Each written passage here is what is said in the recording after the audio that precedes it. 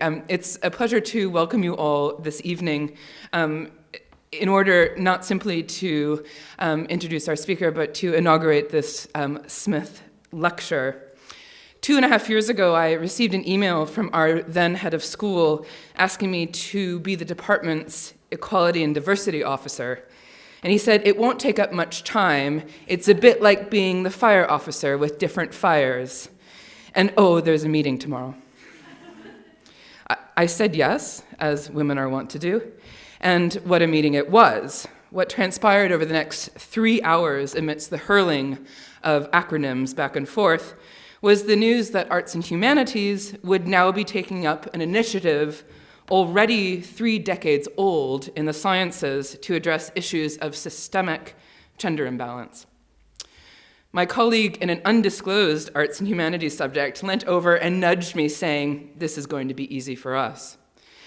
I, however, was less optimistic. A 2014 report out of Durham University has shown that the tail-off of women in the profession from undergraduate level to the professorial is as bad, if not worse, in theology than it is in many of the hard sciences. As a discipline more broadly, then, it is clear that we have much work to do. Now, in the time since that first meeting, we have worked hard within the School of Divinity to examine the nature and extent of our own gender imbalance. The exercise has been challenging but constructive and is taking us in new and exciting directions that can be felt and I hope seen at all levels on which our school operates, undergraduate, graduate, and beyond. Particularly important in my mind is the very birth of this lecture series, named after twin sisters Agnes and Margaret Smith, who received their honorary degrees from St. Andrews in 1901, and there is a picture of them here, so please do come and have a look at the end of the lecture. Our hope with the series is simple enough: to showcase and to honor outstanding female scholars in the broader discipline of divinity, theology, biblical, and religious studies. And so the series will provide us with occasion to welcome an esteemed colleague to share her work with us and the wider community, but also to meet informally with our own students to discuss not simply the merits of the academic world, but its various pitfalls and challenges. We hope, therefore, that the series will provide an occasion to foster discussion of and encouragement into the discipline more widely, leading not simply to the next generation of women in academia, but to a generation for whom gender equality is the given. So thank you to all of you for coming out on this very blustery evening to help us inaugurate this lecture series. Thank you to our current head of school, Dr. Steve Holmes, who has embraced this project wholeheartedly and made the series financially and theologically possible. But a very special thank you to our principal, Professor Sally Mopstone, not only for agreeing to be with us this evening, but also for her work on gender equality more broadly. Professor Mopstone was not yet here with us in St. Andrews when the call to arms went out regarding Athena Swan. But when she arrived, she made it very clear that the core of her vision for St. Andrews was an unwavering commitment to equality, diversity, and inclusivity. And for that, we are the richer as an institution and a community. So please join me in welcoming Professor Mopstone, who will in turn introduce our speaker. Thank you.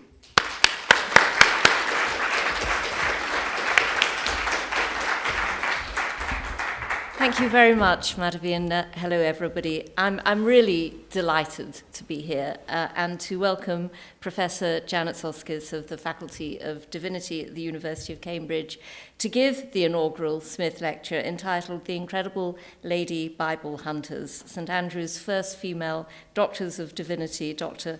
Margaret Gibson and Dr. Agnes Lewis. So as we've heard, the Smith Lecture has been launched this year by the School of Divinity to encourage women into fields of further study where they're currently underrepresented. So it provides an opportunity for young scholars to meet with established female researchers from the UK and beyond who've blazed a trail in their own careers in divinity so that a picture of what can be possible is shared. Now, on the poster for today's lecture, and in fact, I see before us here 2 wonderful photographs of the women after whom the lecture is named, Agnes Lewis and Margaret Gibson, whom before their marriages were the identical twin Smith sisters, and who I understand after their marriages were sometimes collectively known by the nickname of the Gibloos. And there they are. And they're fantastic photos, and the look of kind of determination on their faces is wonderful. I invite you to inspect them. Agnes and Margaret were the daughters of a wealthy lawyer from Irvine in Ayrshire, John Smith. They were born in 1843, Agnes being the elder, and were brought up by their father following the death of their mother, Margaret, a few weeks after their birth. Unusually for the time, both daughters, and this was of course connected to the fact that their father did have quite a lot of money, both daughters received good schooling and were encouraged to travel. Neither was in a position to attend university immediately, being of really the generation or the couple of generations before university education opened up to women. But they had much contact with university folk across their subsequent careers and were latterly settled for many years in Cambridge. And I understand they were amongst some of the first people to own a car in Cambridge. Our lecturer this evening, Professor Janet Soskice, has written the definitive book on these siblings, Sisters of Sinai, how two lady adventurers found the hidden Gospels. And I'm going to leave it to Professor Soskice to tell us more about how roots in Ayrshire fostered an appetite for travels in the Sinai. But what I want to note here is that the University of St Andrews recognised both sisters for their contribution to academia in 1901, and that they were the first women to receive honorary doctorates in divinity from St Andrews. These were, of course, early years for the inclusion of women here, our first woman, Agnes Blackadder, graduating in 1895. That the university had the insight to identify two women of such exceptional talent and courage, I hope speaks to the manner in which intellectual engagement with women was championed by St Andrews, admittedly after rather a slow start. St Andrews was the first British institution to recognise the Smith sisters' scholarship and award them honorary doctorates. They were also recognised internationally, receiving honorary degrees from the universities of Heidelberg and Dublin. So if you're a woman thinking of a career in research in divinity, I encourage you to take some inspiration from these two women who had some advantages in life, but who also had some profound disadvantages, but who made the most of their education, their skills, and their creativity. Sisterhood was literally very important to them and supportive to them. Metaphorically, sisterhood remains extremely important to women today. Women are brilliant at supporting each other and, in my experience, are invariably strengthened by it. I find continuing inspiration in examining the lives of women who've gone before me and the manner in which they have addressed sometimes seemingly intractable obstacles or powerful cultural stereotypes to build the lives they wanted. We can always learn and we can always achieve. But the Smiths and other trailblazing women are not just models for other women. Inspirational women have much to teach all of us, and that is also what today's lecture and this series is about. So it's a pleasure to welcome a woman of exceptional talent to discuss other women of exceptional talent, and I'm delighted that Professor Janet Soskice will give the first Smith lecture this evening. Janet has recently retired as Professor of Philosophical Theology at the University of Cambridge and is an Emeritus Fellow of Jesus College. Born in Canada, Janet graduated with a BA from Cornell University and MA from the University of Sheffield, before completing a doctorate in the philosophy of religion at Somerville College, Oxford. Her work reflects on religious language, the role of women in Christianity, interfaith relationships, and the relationship between science and religion. At Cambridge, Professor Soskice, amongst other things, has been chair of the Divinity faculty, which she describes as a terrific time of growth during which she relished the opportunity to give academic leadership on the direction of the field at Cambridge. Professor Soskice is the author of many very well-received academic books and articles, and this evening we're focused on her account of the lives of Margaret Gibson and Agnes Lewis. Sisters of Sinai, published in 2009. The Scotsman describes the tale Janet tells in Sisters of Sinai as coming straight from an Indiana Jones adventure. And she's rightly been praised for resurfacing the contribution of these women in a manner that captures the imagination while retaining the intellectual integrity of her subject matter. Sisters of Sinai has been Book of the Week on Radio 4 and in the Best Books of the Year lists of the Washington Post, the Christian Science Monitor, and the Library Journal.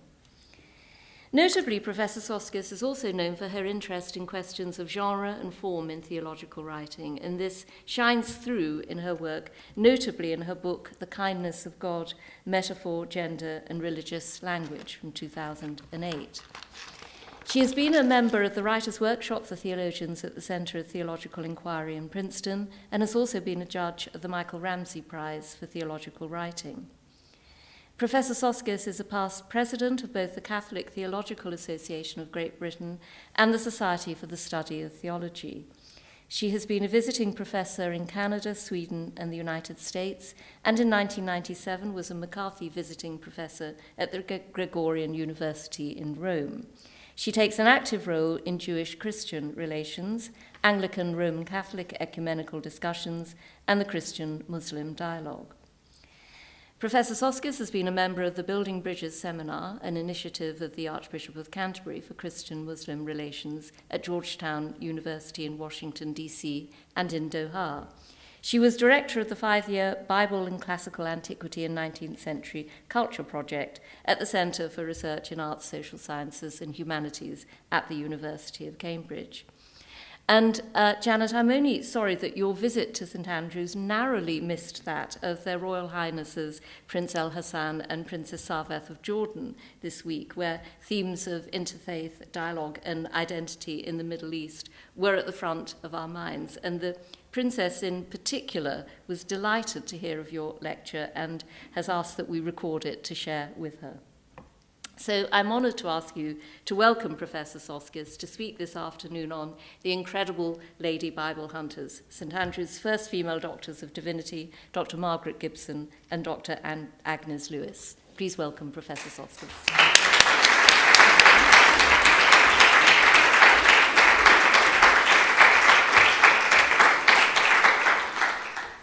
Thank you very much, Professor Mapston, for that very, very generous introduction.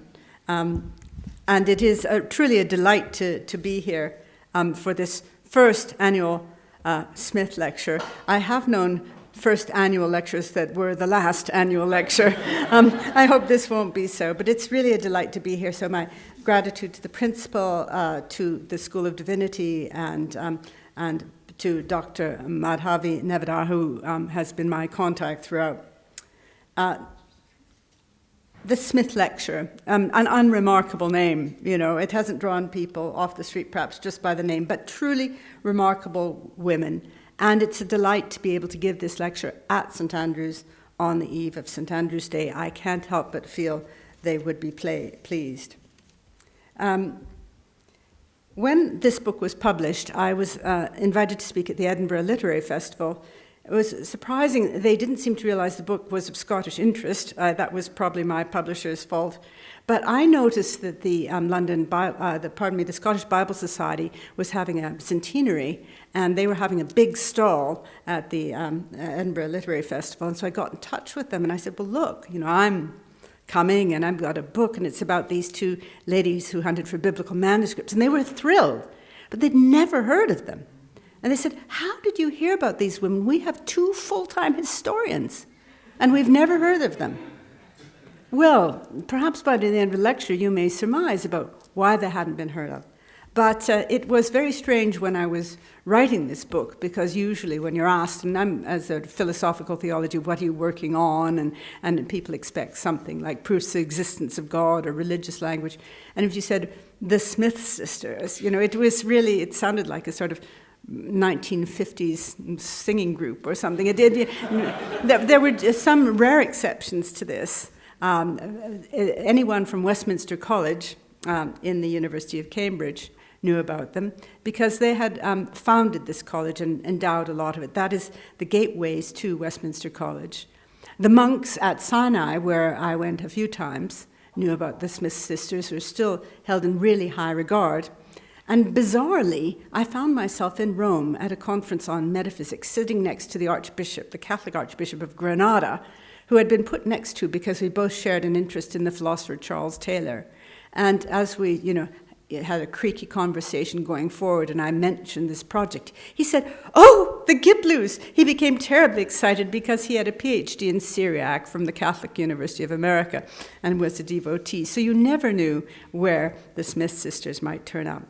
But my own starting point, and people said, "Well, how did you hear about them? How did you hear about them?" is they were hidden in plain daylight in Cambridge, at Westminster College, as was Presbyterian College, now United Reform, with, you see, its gates and an obelisk, perhaps some deference to the Egyptian travels of its foundresses, and over the gates, the symbol of the Presbyterian Communion worldwide, the burning bush, with the motto, "And it was not consumed, nec tamen consumebatur," but of course was special resonance for Agnes and Margaret.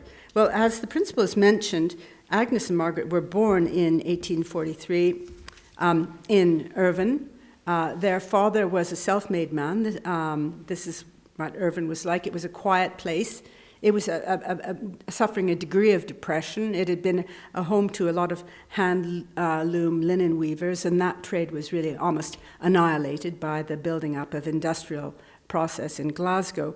And it was a town of great poverty, really, and their father, John Smith, was one of a few prosperous men. He was from a modest, in fact, a poor background in a village, but the local clergyman had noticed great promise and had secured a way for him to go to school and to go to university and become a lawyer, or a writer, as they were called in Scotland at the time. The twins, he married late. This was the house that the twins were born into, Hamel Fields. It still looks just like this on the Kilwinning Road. He married late, a woman who I think he had intended to marry for quite some time, Margaret. But sadly, she died only not long after they married, at the birth of her twins, obviously puerperal fever or something like this. And John Smith raised the twins himself with the help of nannies. And there was an excellent school in Irvine that did take girls, unusually, up to the age of 15, where they went. And he realized quite early on that his little girls were bright. He gave them a good deal of independence. He brought them up more or less as though they were boys. And he allowed them to ride their ponies all over. He discovered that they liked languages, and he entered into an educational pact with them, which I wish my parents had done with me, which is that for every language they learned, he'd take them to the country where that language was spoken. And so they quickly learned to use each other as tutorial partners and learned Spanish, not Spanish, but French and Italian in this way. And they really enjoyed these travels. Now, in those days, very few people, even the middle-class people, traveled on the continent. It was expensive, but their decade, the 1840s, the decade into which the twins were born, was also the decade which saw the expansion of the railroads all across Europe, Britain first, and then Europe. And the twins were the beneficiaries of this, not least because their father also invested in railways.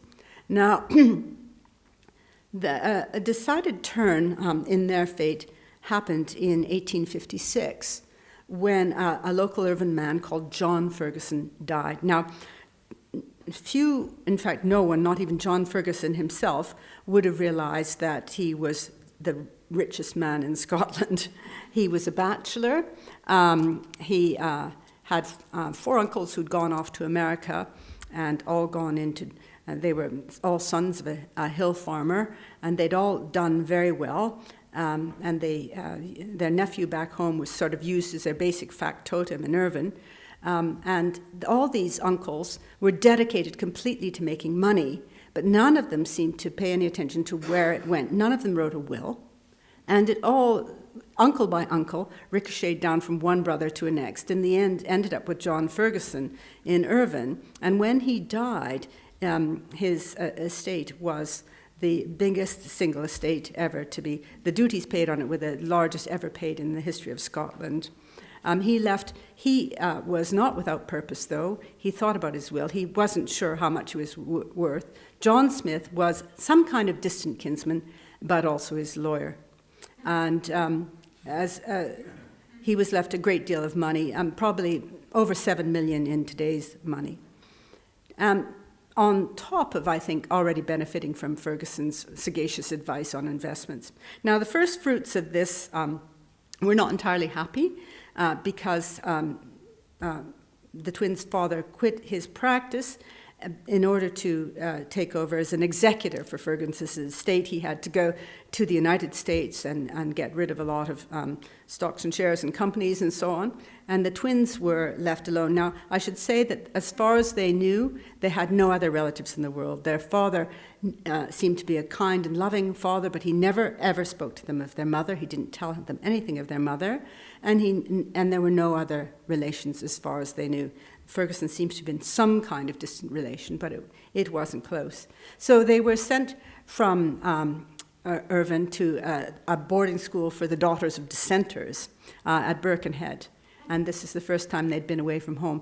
They were very much helped, though. They were lucky in Irvine, because Irvine had appointed early on, around the time that they were born, a wonderful young preacher who was only 23 at the time, and he was an inspired man. He'd studied unusually for the time in Germany, and he was a very gifted preacher and also extremely widely read and extremely widely traveled.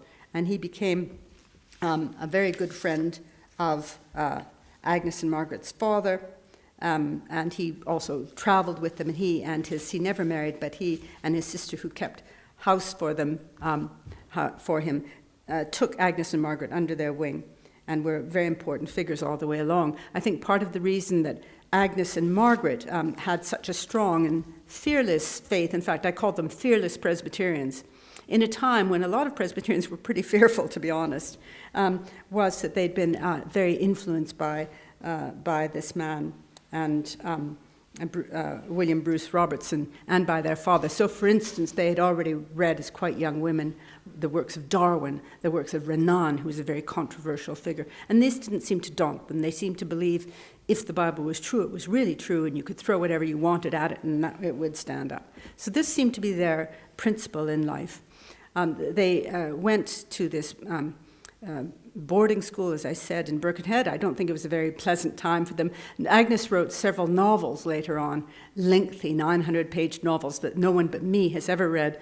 And they're sort of roman à clef, and they explain the traumas of unfashionable Scottish girls with heavily knitted clothes who arrive in fashionable English boarding schools, and I can't help but feel there's an element of autobiography in it. But anyway, their father did come back. He moved the family home from Irvine to Kilbarchan, near to Glasgow, and he took up being administrator of the Ferguson Bequest, which still exists, and was giving grants to schools and to scholars and schoolmasters and so on. There was, as Professor Mapston said, no prospect of them going to university. No universities, not even in Scotland, which was in the van for admitting women to universities, admitted women to university. So they went after they finished at their boarding school. They went to a finishing school in Knightsbridge. Now, this is a surprising thing because their father and the twins themselves were very democratic and you might say Republican. They were absolutely patriotically Scottish, and I can only think it's because their father, for instance, the father, even though a wealthy man, he didn't worship at the old kirk. He worshipped the little free church down in the valley, and he was a despiser of any kind of distinction of class or anything like this.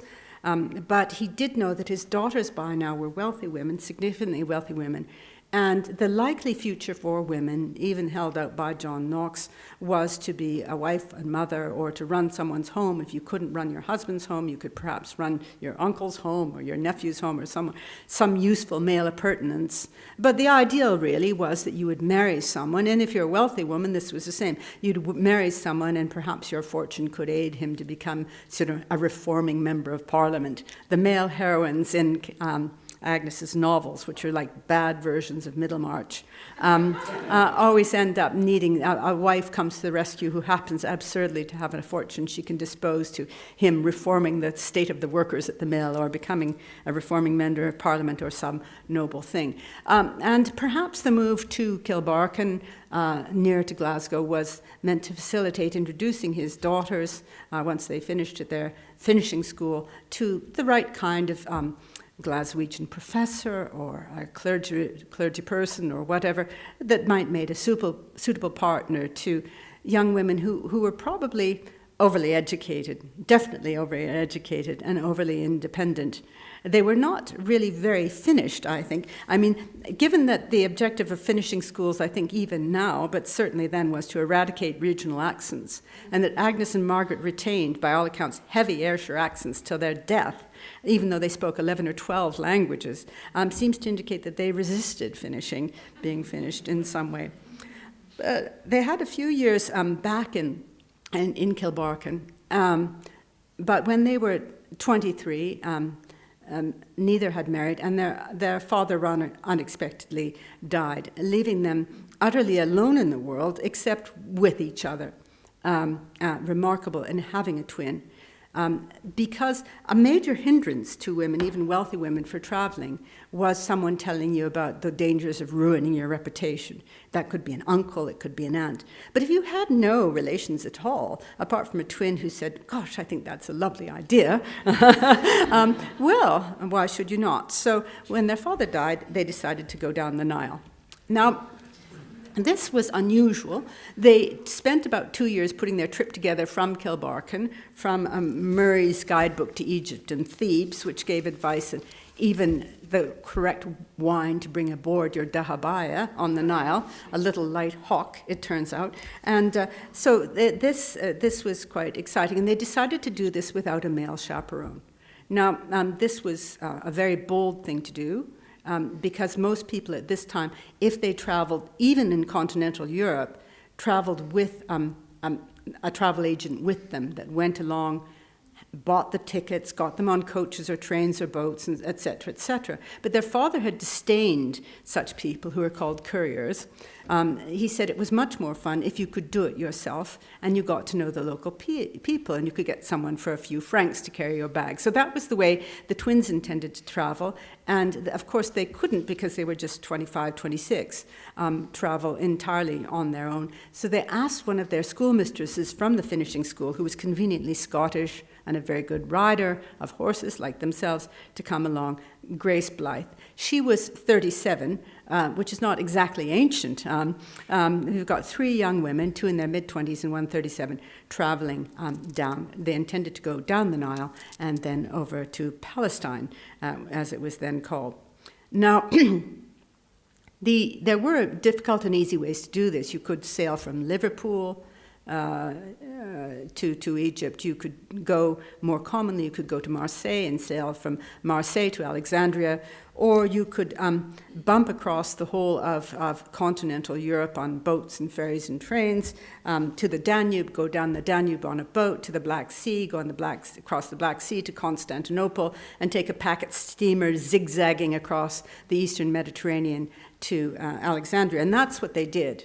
And I think maybe they thought, well, when are we ever going to get away? And so they did this, and they must have been very unusual, 3 young women traveling on their own in these circumstances. And they were just fine until they got to Egypt, because there they ran out of convenient languages that they spoke.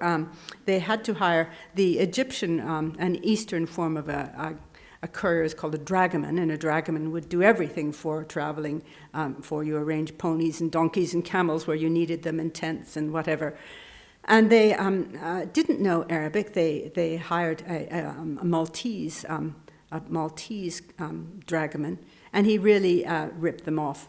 I really can't go into that because time doesn't allow, but it does make a very interesting story. He basically did he charged them too much and did too little. He kept them away from other European travelers so they wouldn't know how they were being swindled. And whenever they came in sighting distance of possible European travelers, he scared them off with tales that their people in the boat were of bad repute and their reputation would be in danger. Now, this was a great disappointment because I think that Agnes and Margaret, when they decided at a time when Victorian mores dictated they should have been in deep mourning, they were only 2 years after their father's death, they should have been sending around stationaries with heavy black lining, they were going down the Nile. Now, how could they justify this? Well, first of all, they knew their father was in a better place because they were Presbyterians. B, their father said they shouldn't care about what other people think if they know that they're doing nothing wrong. They didn't. C, they had they had been to the south of France and all kinds of places like that. It would have been frivolous to go to Biarritz when you were still deeply in mourning, but to Nile.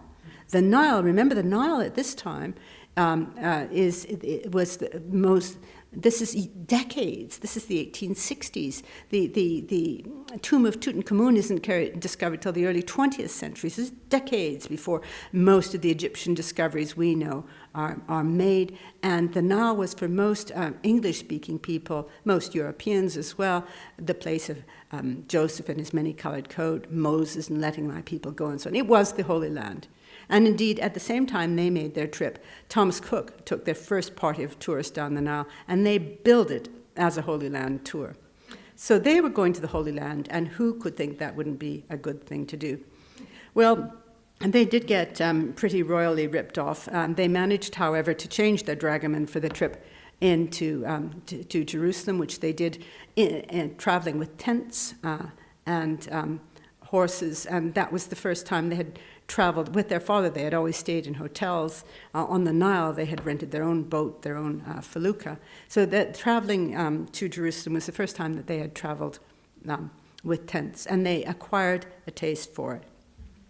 So what should they do when they come back? You know, Kilbarchan still is really quiet. I have been there for my researches. It has a tea shop, and it's a lovely place. But there were very few marriageable young men around. They decided to move to London, which I think, given they were so very patriotically Scottish, was odd. But Grace was still teaching in London.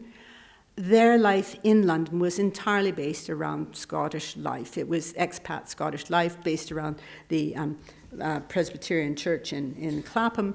And they taught Sunday school, and they helped in soup kitchens, and they did various things.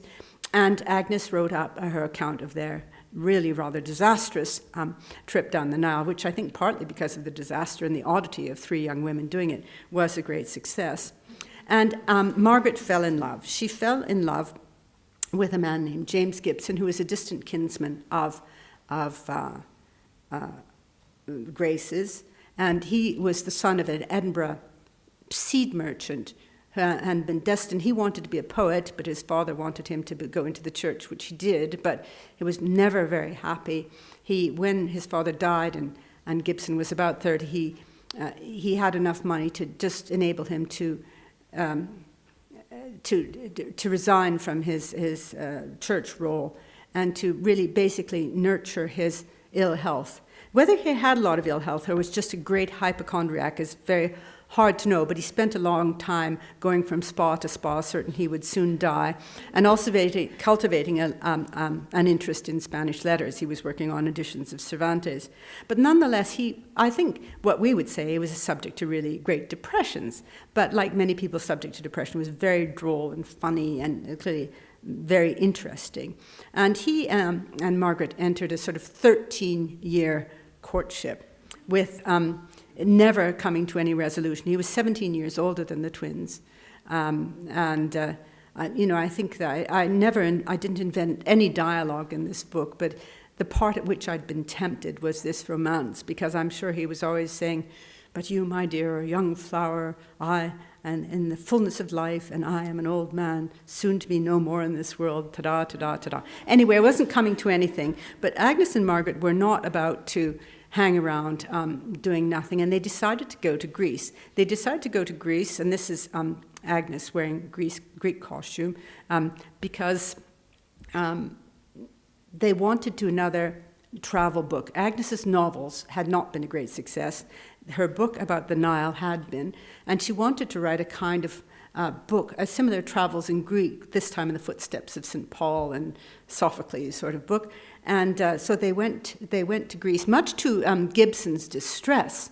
And he sent letters, telegrams to Margaret from all over. He sent wonderful telegrams to Margaret when they were in Athens, comparing the topography of Athens to that of Edinburgh, saying that, if you go up the Lycabettes Hill, you can see the Acropolis is very like Carlton Hill, and that Piraeus is exactly like the Port of Leith, and so on. And he was clearly very, very, very desperate for them to come home. So desperate was he that he cast aside his conservative views about travel and feared that he would soon die, and went out to meet them in Germany, where he and Margaret were married. And these are the photographs. These came to light.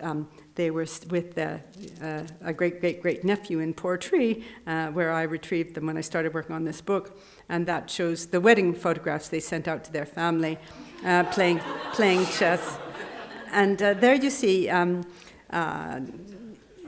She's 40 and he's 57 here, and here, after many years, he makes his move, and that's checkmate and so on, and that's it. But he was really a delightful man, and they were very much in love, and there was no question but that the other twin, Agnes, would be part of the whole thing. And then they took a large house in Surrey.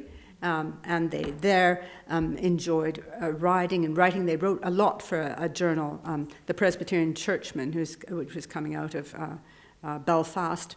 And they also, Agnes and Margaret, began to help Gibson with his work on editing Spanish letters. And they realized you could have an independent life as a person of letters. And I think that was something very nice for them. At this time, Margaret was very keen to do more travels, and they hatched a plan. They wanted to go to the site of the burning bush. They wanted to go to the Sinai Peninsula and the famous monastery of St. Catherine's. And they also wanted to go to Cyprus, and this was partly because they'd had great success traveling in Greece, and through an unusual means. When they were in London, and during the many years they were in London, they continued their practice of learning languages. Agnes, while her sister was on honeymoon, had taught herself Arabic, hired a tutor. They had also learned not just Hebrew and Biblical Greek, but modern Greek.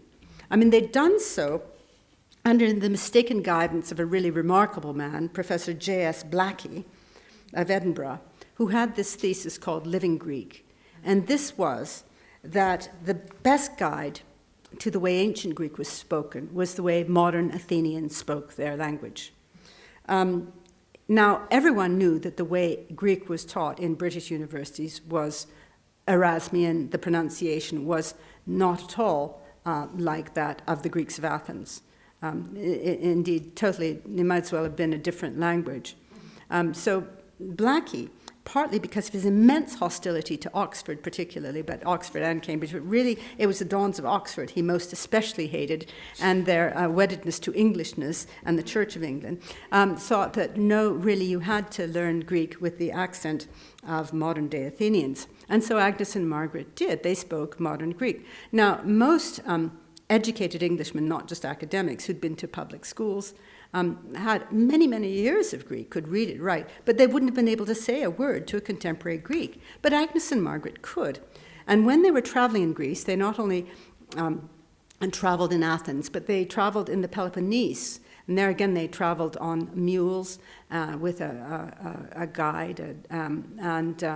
They wanted, I think Agnes wanted to write another book that was full of local color. But Greece at that time was only very recently out of Ottoman rule, relatively recently, and the women still lived entirely enclosed lives. They didn't even do their own shopping. So, a couple of young Presbyterian women with great skirts and tight bodices riding mules and speaking Greek with perhaps quite a heavy Scottish accent was an unusual thing to loom across your horizon.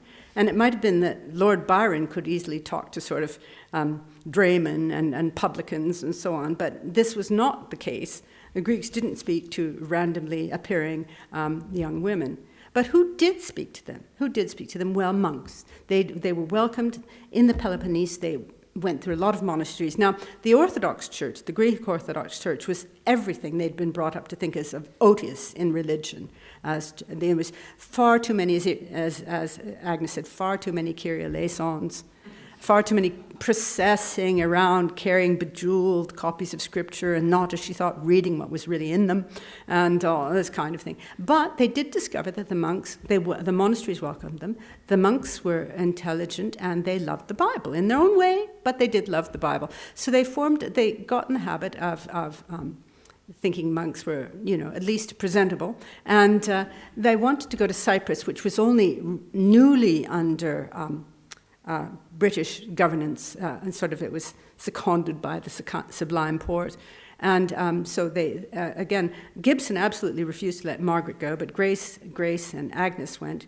They went first to Sinai. Their intention was to go, but Gibson just barraged Margaret with telegrams saying, you can't go, it's too dangerous, you don't know what you're doing, and it's all right for you, but what about Grace? She's older, and she's my cousin, and don't take her to Sinai. So Agnes gave up. It's interesting that what they did, because it was still, the weather was too cold to go to Cyprus, so they went to Cairo, where she enrolled in a Christian school with sort of 9-year-old girls, and she learned Arabic that way. But quite remarkable. Anyway,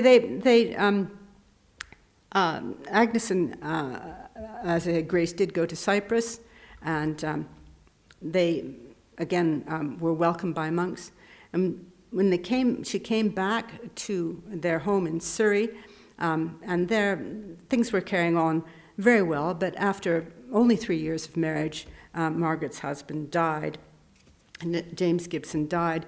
It was Margaret wrote a biography of her brother-in-law, and it is really sad that this was a man who most of his life was worried about dying all the time, but he wasn't worried about dying when he actually did. In fact, Margaret underscores this in the book. She said that morning he had set her out to buy long underwear for him for the winter, much in the spirit of one who intended to wear it. So it came as a surprise, and it was quite devastating for Margaret. She'd waited 12, 13 years to marry this man. She really loved him, and she was devastated. Although Agnes always put the most positive gloss on everything, she did say in one of her letters that this time I didn't like to leave Margaret alone.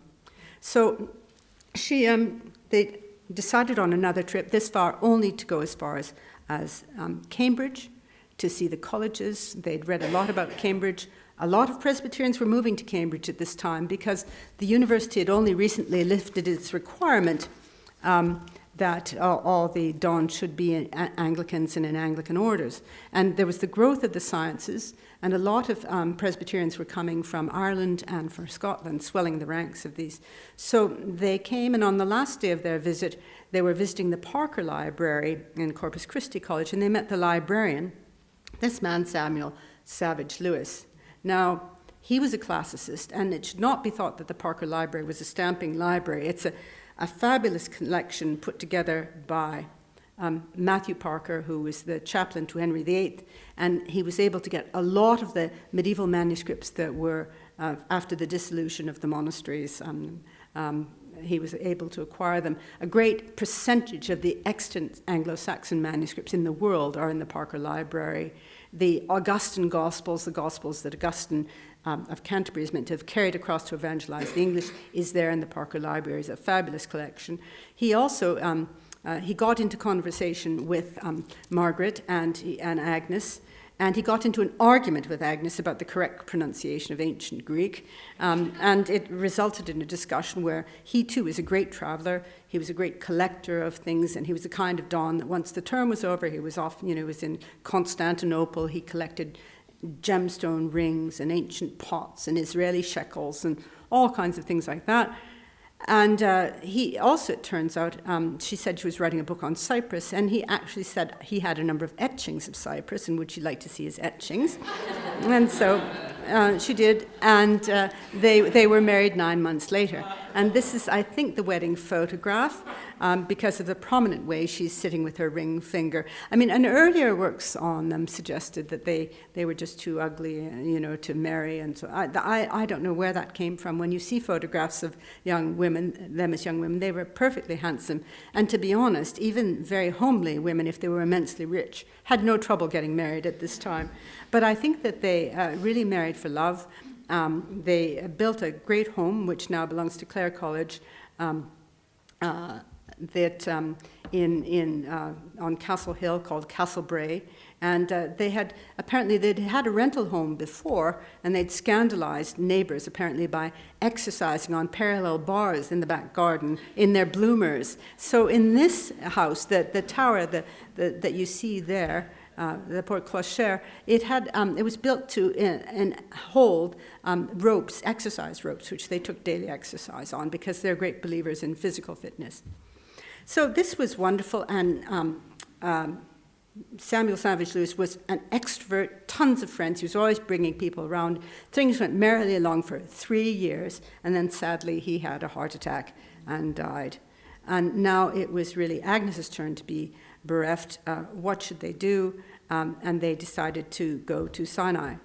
Now, I'm sure some of you will have been to Sinai. This is just a photograph taken by myself. This is with a throwaway camera. It's extraordinarily beautiful, and it was very famous, of course, through the biblical stories, the story of Moses and the burning bush and the travels in the desert, but also to anyone who is interested in the Bible, because the fabulous and remote monastery of St. Catherine's had been the site where a German scholar called Constantin von Tischendorf in the 1840s had discovered the Codex Sinaiticus, a magnificent Bible of the 4th century that antedated by about 1,000 years anything of similar size and completeness. At the beginning of the 19th century, the oldest well-known manuscripts of the Bible were not really that old. They were Byzantine, they were 10th century, and doubts were being cast on the text we had it. People were saying, well, how do we know? It's been copied by hands for many centuries. Many errors can creep in. Tischendorf had figured out that the oldest manuscripts of the Bible must be in these ancient Eastern monasteries, and he had made this fabulous discovery in Sinai. Now, it was quite an ordeal to get to Sinai. You had to go to Cairo. You had to hire a dragoman. The dragoman had to hire special camels, Bedouin who drove the camels. You had to provision yourself for 40 days and the camels to go across the desert and for your stay at St. Catherine's. Here you see the monastery with the garden beside it, because the monks had only enough provision for themselves. They couldn't support travelers who came.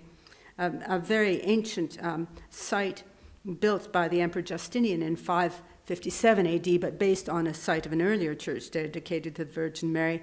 The walls over 15 meters high in many places. And here you see a Victorian shot. You see the garden, which is where Agnes and Margaret camped, and still it's very similar now, really not that much changed.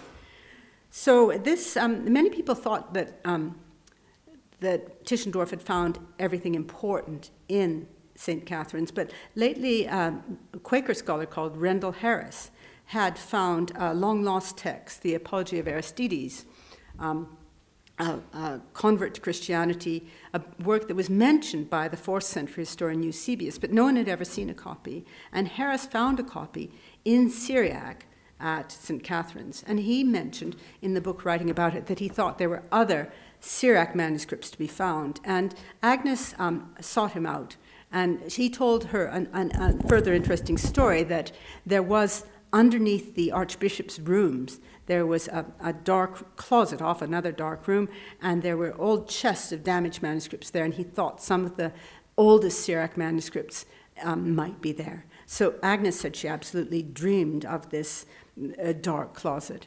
and she studied Syriac. Not Margaret, but Agnes studied Syriac.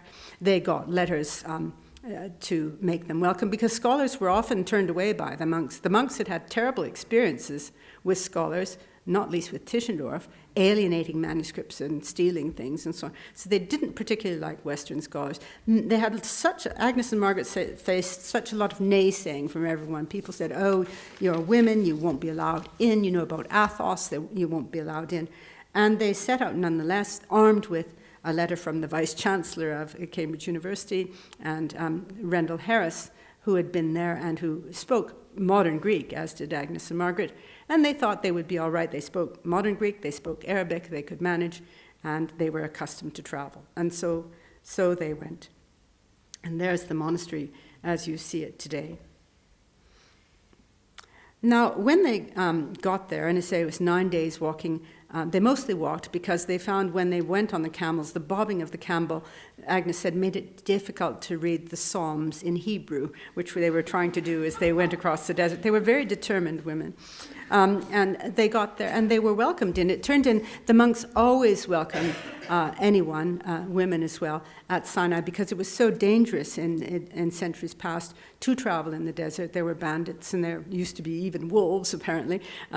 So they were welcomed in. They didn't stay inside, but they camped. But they were made welcome, and they were made welcome by the librarian, Father Galactian. Here you see a contemporary shot of theirs, and here we have, this is the hoist house. You had initially to be hoisted up into these monasteries, winched up.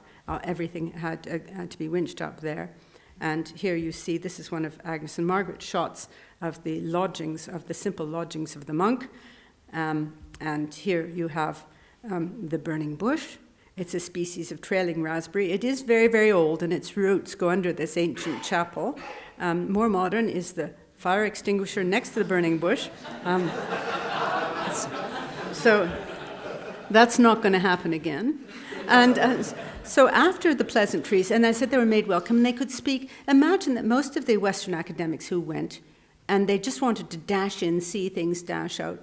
The monks lived at a completely different scale. They venerated these manuscripts. They carried them in processions. They prayed with them. There was a different, complete world of attitudes to them. And of course, most of these academics didn't speak modern Greek. Well, Agnes and Margaret did, and they were welcomed by the monk librarian, Father Galactian, and he said, what would you like to see? And she described the claws of the dark room, and they went down there, and they pulled out a trunk, and out of the trunk pulled this. This is a very battered old thing. Its pages were glued together, and Agnes had a look at it, and she could see that it was a palimpsest.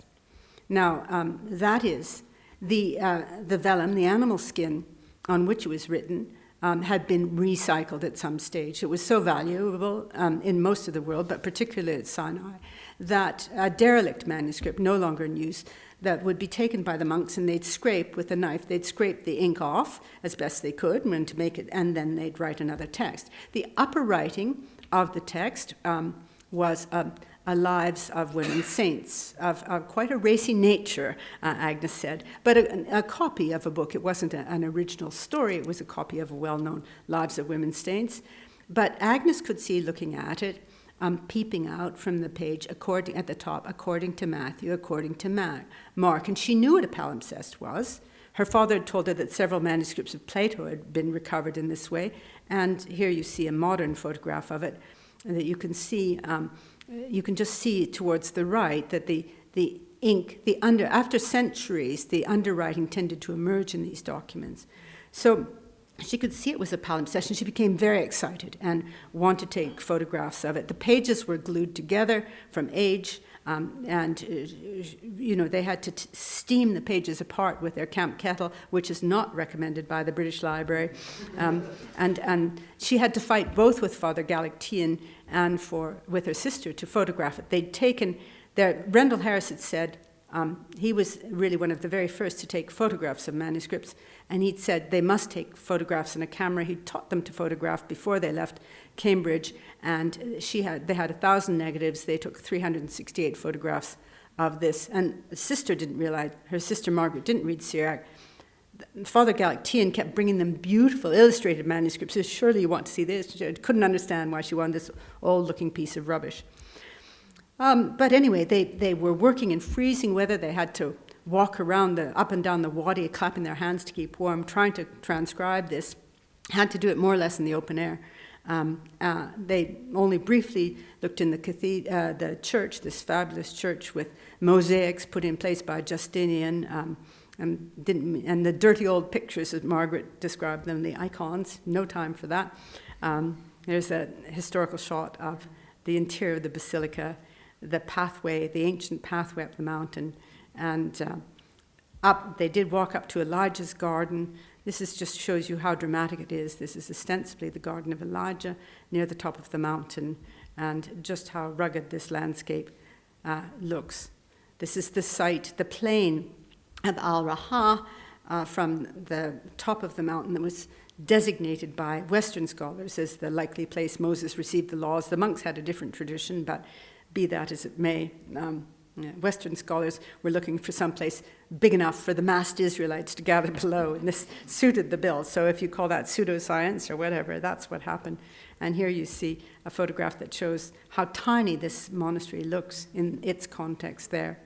So Agnes and Margaret had all these photographs, and they dashed back. Well, dashing back means 10 days by camel across the Suez Canal and sailing back to Marseille, and Marseille trains back. And of course, what they should do, they didn't trust their photographs to developers. Luckily enough, they developed them themselves, and they thought they were very important, but they needed the approval of the experts in Syriac, and that was Professor Bensley, who was a man in his 60s, and his cadet, Professor Burkett, the young Dr. Burkett at this time, later Professor Burkett. These were the two people working, main Syriac scholars. Rendell Harris was out of town, and he was not a dedicated Syriac scholar. But even though they knew Mr. Burkett, they'd been his neighbor when they were in rental accommodation, Agnes said he wouldn't look at my photographs even when I tried to show him in his own garden. Now, what the situation was it a garden party, and this woman pushed herself forward, so see my photographs. Anyway, the way they got around it is they asked the beautiful Mrs. Burkett, here she is with a Palestinian necklace on, to come to lunch, and said, and do bring Mr. Burkett. They had a number of other guests, including a bishop and Mary Kingsley, an African explorer, and they said, and now, Mr. Burkett, you'll want to see our photographs. Well, he didn't, but he had to. And to give him credit, he realized they were very important, that there was one other ancient Syriac manuscript called the Curatonian, and this seemed to be at least as old or a copy of it. And he was terribly excited. So much so, this was Sunday, he went round and met them at their church. It wasn't his church, to tell them, to swear them to secrecy, and to ask them to come summon them to a meeting with the Professor Bensley. And the outcome of this was that a top-secret expedition had to be organized to Sinai to transcribe the manuscript. Now, Agnes and Margaret were not about to be left behind, and they were the one who knew the monks, and they were the ones, or Agnes, who had found it. But although they had traveled all over the world by this time, unchaperoned, it was unseemly that they should do so with men they were not married to, Englishmen. So the resolution was that Mrs. Burkett, who you've seen, and Mrs. Bensley, who was a lady in their 60s, should accompany them on this rugged trip through the desert with their dragoman. There you see the dragoman Ahmed, who was always carrying a pistol and smoking a cigarette. He had to sort of move tourists with a 4-star hotel all the way through the desert. And offset this unlikely crew, and at the twins' insistence, their Quaker friend, Rendell Harris. And so they got to Sinai and set to work transcribing the palimpsest in the garden. It was cold. The men were taking it in turns. It was very, very slow and difficult work. Here you see Father Galactian, the librarian with Rendell Harris. The monks did not trust Burkett and Bensley, and there were cracks developing in the British party because Burkett and Bensley did not trust Rendell Harris. They did not consider, here you see Burkett and Bensley, Professor Bensley wearing, a fez, and Burkitt, as though dressed for a garden party, almost in +4s and so on. They thought they were the real deal. And Rendell Harris, they suspected of just wanting to horn in on the discoveries, which wasn't his. He was really only going there to support Agnes and Margaret. But then the monks did not distrust them. And I like this photograph because Father Galactian, it's probably the accident of the camera, looks so full of distrust of Burkitt and Bensley. But they did trust Agnes and Margaret. And so they, as a great, great favor, they let Agnes have the manuscript in her tent, which was marvelous. And the men were able to work more quickly. And as another great favor, Agnes and Margaret realized that there was no catalogue of the monastery's Arabic and Syriac manuscripts. And of course, where you have an uncatalogued collection, things can go missing. No one knows what's there to go. And they were given, Agnes and Margaret were given permission by the Archbishop of Mount Sinai to catalogue these manuscripts. Of course, they needed the assistance. Margaret did the Arabic and Agnes did the Syriac. And they needed the assistance of Rendell Harris because they could read the languages, but they didn't. They weren't paleographers. They didn't quite know what they were looking at. So here you have, that's Margaret's catalogue of the Arabic into Greek, because no point in doing it into English. The monks didn't read English, so they're doing Arabic into Greek, and then Agnes did Syriac into Greek, and in the evenings they would do English versions of this. And apparently these catalogues are still, according to Syriac scholars, quite useful. But this was a flashpoint. This was a flashpoint for the men in the party for Burkitt and Bensley, because they thought Harris was helping them and he was going to horn in on any discovery. So there's a real friction developing in the party as it was developing, and quite a lot of tension. Now, they'd sent a letter they'd gone on top secret because everyone's afraid of the Germans. The Germans are going to get there and pip them at the post with the discovery. But they'd sent a letter from Cairo to the Times announcing this fabulous discovery, and possibly the most important discovery since the Codex Sinaiticus. And it apparently never got to the Times. And when Agnes and Margaret got back, they were the first ones back to the UK. They went directly back, whereas the Bensley stopped in Rome and the Burkitts stopped in the south of France. They found that no one knew about their discovery. And it was, that wouldn't have been so bad. Here we have a lovely photograph of Margaret, with all their cooks and the Bedouin women with the coins down their faces, their cook in the striped jacket and so on. There they are with the walls of Sinai behind them. Oh, just one other thing to notice from the photograph, they always wore cameos of their father, which they have in those portraits. You have them getting the degree here. So, so as I say, they got back to Cambridge and no one knew about this discovery or that they'd been away or whatever for 3 or 4 days.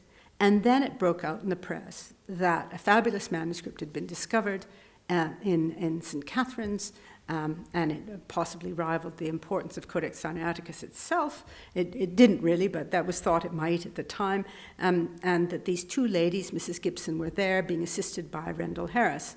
Now,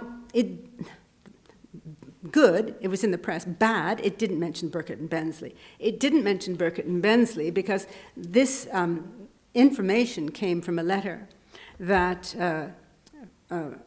Rendell Harris had sent to his friend Nestle in Germany, and he'd just written it not for public consumption, and he just talked about Mrs. Gibson, Mrs. Lewis, and how extraordinary they were, and this and that, but he hadn't mentioned Burkitt and Bensley.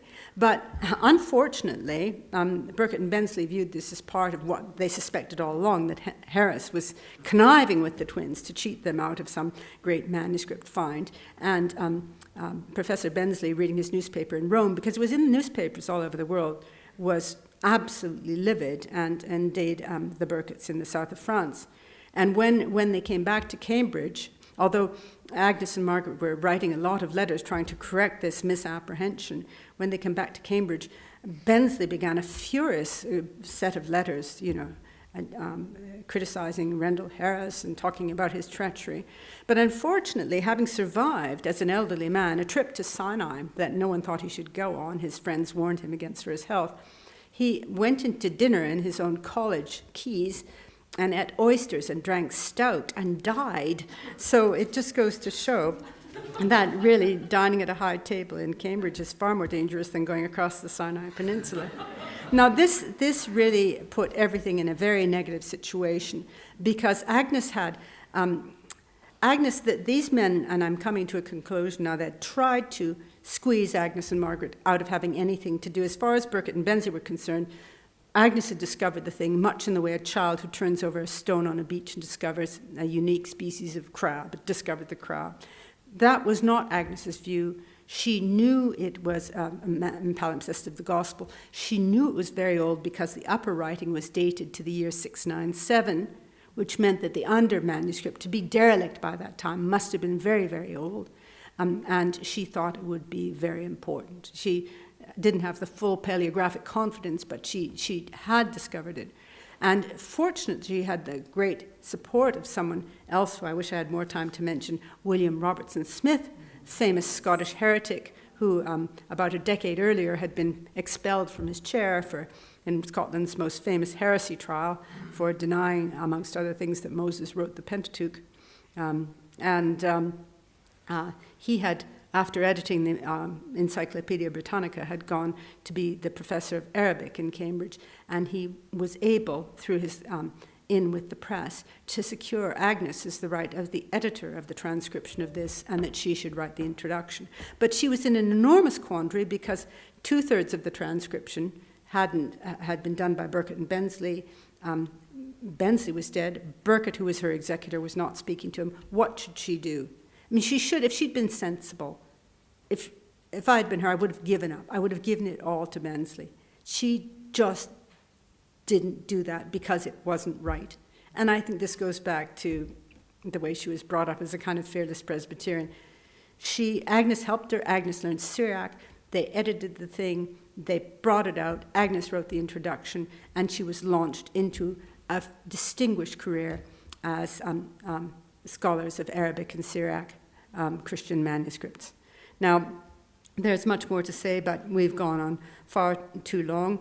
Here is a nice photograph from the North America. They did a tour in the United States of the various places. They were great friends of the Rabbi Solomon Schechter, who was very instrumental in being the first president of the Jewish Theological Seminary. He asked them to go to the States, and they spoke in various places. And here is some press clippings from the North American of Philadelphia in 1903, showing them in doctoral gowns and perhaps St. Andrew's gowns.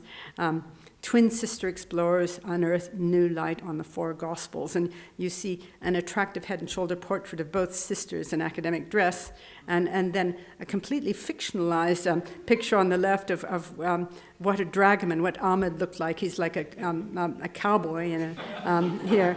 And Agnes and Margaret are pictured as ladies in riding capes carrying soft, doverskin gloves. And Father Galactian is a Catholic priest of some sort. Anyway, they've got a little Egyptian frieze around the top, so you think that perhaps there's something authentic about it. But this launched them. They went back, and perhaps it'll come out, they went back to Sinai 6 times, and I want to put in this photograph of them. Oops. There we go. So this is in 1906. This is the daughter of one of their nieces. They never had children of their own. This is, the marriage of one of their nieces. And they hosted it at Castlebrae. They'd sort of taken over looking after this niece, I think, and probably financial responsibility for her. And she got married from their home. So there they are. And there's the very elderly Grace Blythe is in the front of the picture at that time. And what's nice about this is it's 1906, and in the letter to the father of the bride, they said, we'd love to join you in Edinburgh, but we can't because we're going to Sinai in a few weeks' time. This was their 6th and last trip. They edited 2 huge series of manuscripts in Arabic and Syriac for the Cambridge University Press, what became Cambridge University Press, and they were distinguished scholars of Oriental manuscripts, traveling all over, not stealing, not lifting manuscripts, but because they had the money, the languages, they were able to buy a lot of manuscripts that were coming illegally on the market and just being sold as tourist souvenirs and taken apart. And this is the last photograph we have of them. You know, we consider them perhaps ladies of an ancient age, but they considered themselves very modern. If something was modern, they wanted to have it. As the principal said, they were amongst the first people in Cambridge to have a motor car. They were the first, virtually the first people to photograph manuscripts. That we have Dominicans at the École Biblique describe going to Sinai and seeing them photographing manuscripts and learning about it. And here they are in a mock-up of a biplane with, again, this is the niece who married out of their home. This is about 1912. So a spectacular career, and there's more to it than this. And I think this is the Seychelles. I think this is the Sail acacia, or the shittim tree, that is one of the very few plants that grows to any size in the Sinai Peninsula. And it reminds me of the motto of the Presbyterian Church, and indeed of Agnes and Margaret, and it was not consumed, a certain bravery and lust for life and search for truth that made them extraordinary women, and very noble recipients of degrees, honorary degrees from St. Andrews. I have to say, in rereading my book, I discovered that the degree they actually got was an LLD. It was a Doctor of Law, not of Divinity, so I made that mistake in my title, and perhaps one of you will be able to explain why they weren't awarded a Doctor of Divinity, but they certainly were awarded a degree, and it meant a lot to them. It's not very modern to say it, but one of the greatest titles they loved it when they got married. They instantly called themselves Mrs. Lewis and Mrs. Gibson because they'd wanted to be married, and it was something. But when they were a doctor, that was really the bee's knees. And their letters subsequently to the Times, and there were many from after they had first the degree from Halle and then Tübingen, and then I think, as was mentioned, the first degree, UK degree, was from here, from this place, St. Andrews, and then there was one from Dublin. Never any recognition from Cambridge, of course, but there you go. That tells you everything. Thank you very much.